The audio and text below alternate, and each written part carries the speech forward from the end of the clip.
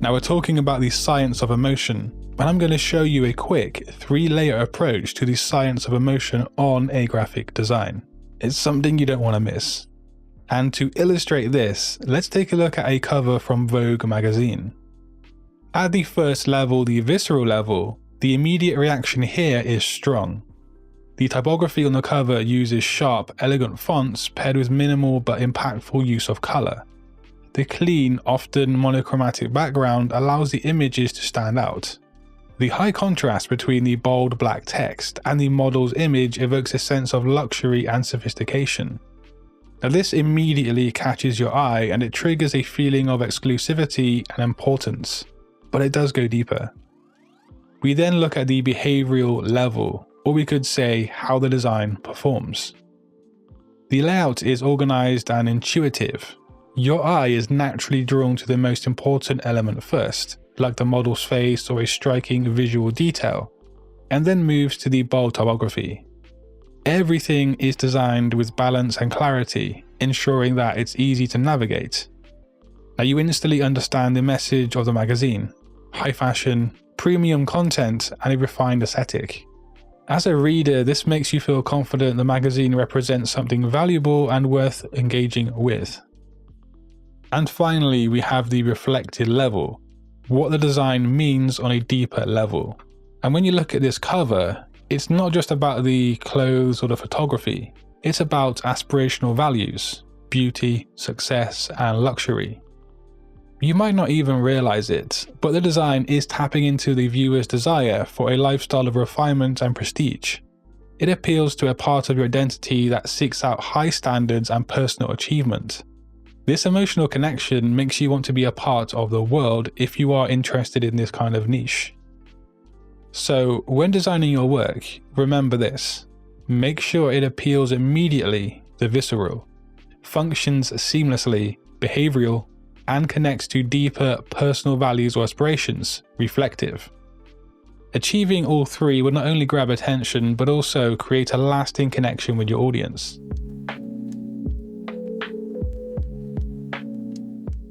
What's actually going on here? What am I doing to this typography? This is one of the easiest ways to make your designs more original and visually better, and that is to simply customize your typography. Some brands such as Netflix have actually made an entire typeface for themselves. Samsung did the same as well with the typeface Samsung One. The key is to know when customizing typography is actually a good idea, and that's often when the typography is a focal point or a big part of your design. It can be a logo design or perhaps a bunch of posters as seen here. When we customize a typography, we're actively making something new and original. When working with large, complex files, managing layers can become a messy situation pretty fast. Instead of endlessly searching through unnamed layers, try using color coding instead. So maybe red for text layers, blue for background layers, and green for icons and graphics, just as an example. This is especially helpful for branding projects, UI kits, and detailed illustrations, and it helps keep your files organized and easy to navigate. Assigning these colors would improve your workflow efficiency by reducing the time spent searching for different elements.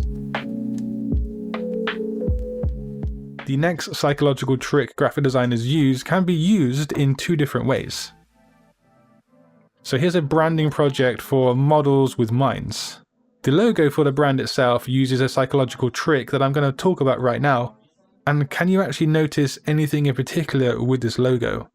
But one key aspect of this logo design is that it's symmetrical. This plays onto the graphic design hack or technique of aesthetic appeal. And the really smart designers out there use this because they know it can actually influence the audience simply by using visuals. Designers carefully consider factors such as symmetry, balance, and visual harmony to create visually pleasing designs.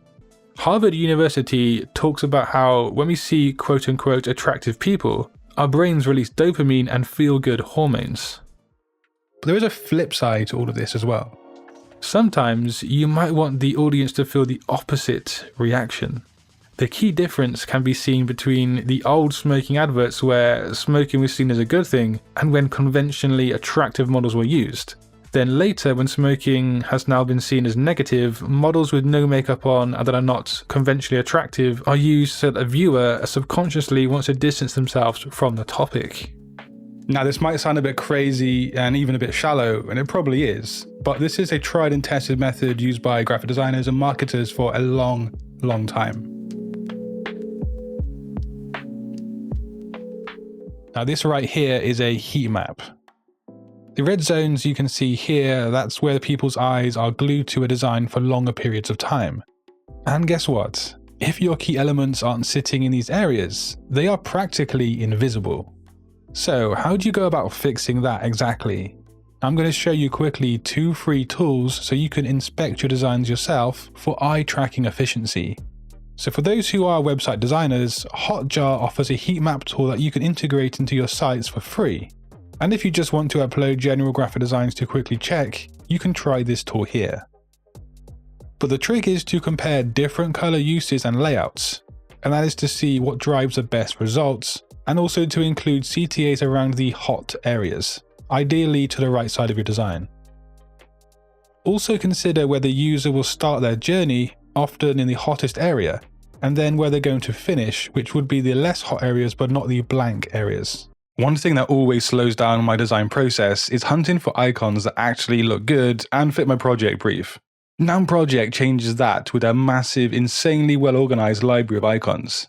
And what I love most is how easy it is to keep everything visually consistent with these icons. Now you can search by style, by weight, or even solid or outline. It's like having a branded icon set ready to go for your projects, all without having to design any from scratch.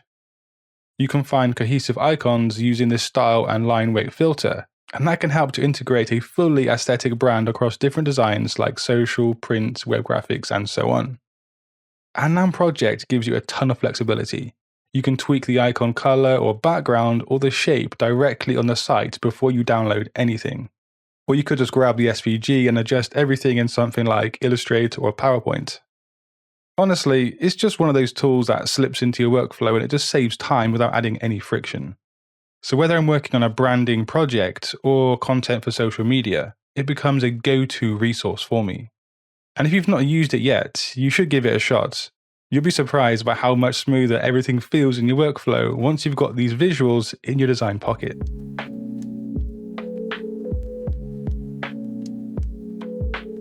A cluttered design can overwhelm viewers pretty easily, but to create clear visual hierarchy, we can use the 1-2-3 rule.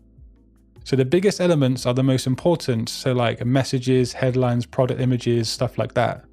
Medium-sized elements are your supporting text or additional content. And the smallest elements are background details, links, or critical information. But also sometimes CTAs, but these are often very different in color or shape to everything else. Now this ensures that the user does process the content in a matter of seconds, thus increasing the engagement on the design itself. Used in advertising, landing pages, social media graphics, and packaging, this method makes sure your message is seen, understood, and acted upon quickly, which as a designer should be one of your main focuses. Flat backgrounds can make a design look or feel uninspired and just kind of meh. Instead of using solid colors, take a high quality image, apply a Gaussian blur, maybe 10 to 20 pixel radius, and increase brightness ever so slightly. This technique is particularly useful for login screens, hero sections, mobile apps, and dashboard UIs, but of course can work on print design too. The blurred background creates a sleek, modern effect while keeping the focus on the foreground content like text and buttons. And by adjusting contrast and saturation, you can match the background to a color scheme, perhaps your client's branding, and this would ensure cohesion and readability. So this is a simple way to add sophistication without any clutter, and it's really quick to do as well. You can work with blurred backgrounds or images like this to emphasize certain objects or assets, and this would in turn basically create a visual hierarchy. So normally, hierarchy says make the focal point big, the body medium, the fine print small. Classic, safe, predictable, and useful in most cases. But sometimes breaking that expectation creates a moment, a situation that you can use. Say you're designing a music festival poster, or just about anything really.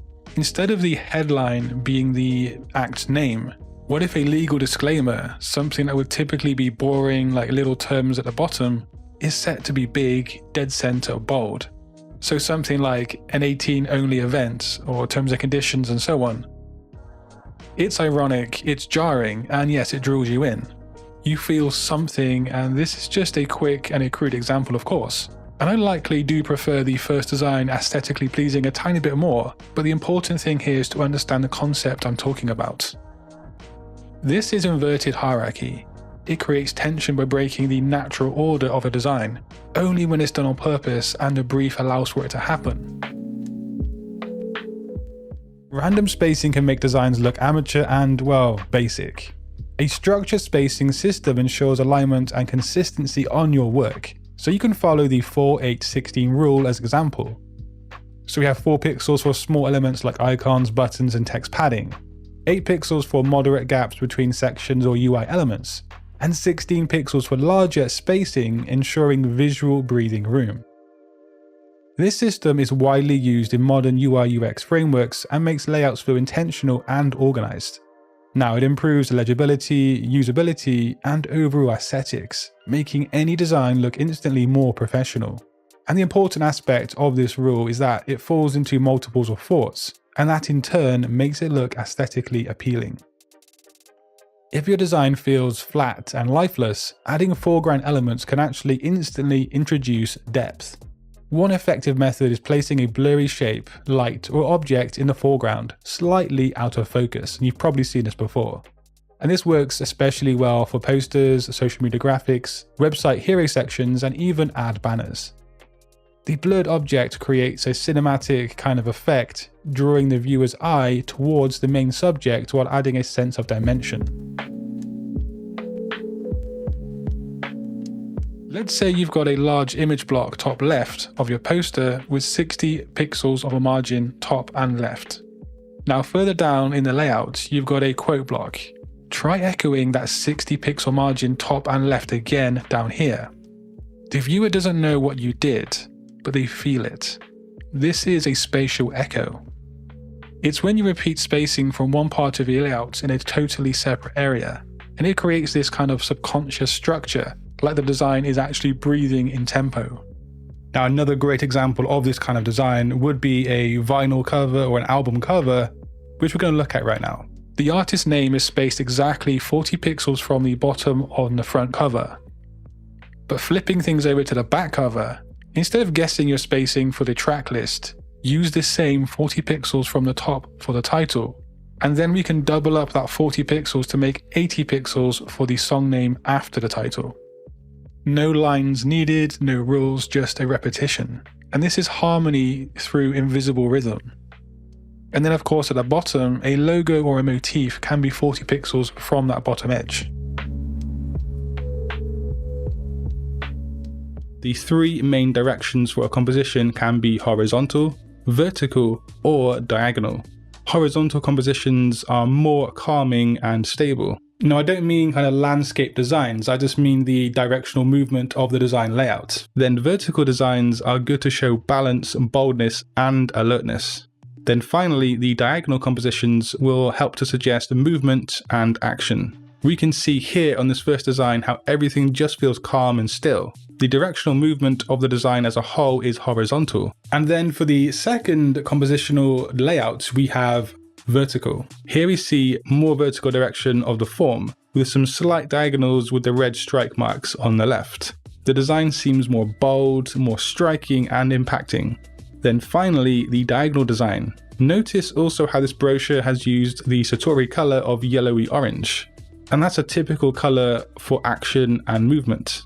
It's no coincidence that the diagonal layout is matched to this. It's kind of like a double whammy of psychological traits on this design. Now this was a compilation of great graphic design hacks from this channel over the last year. But if you want to learn some more crucial skills, just click that video on screen. But until next time guys, design your future today. Peace.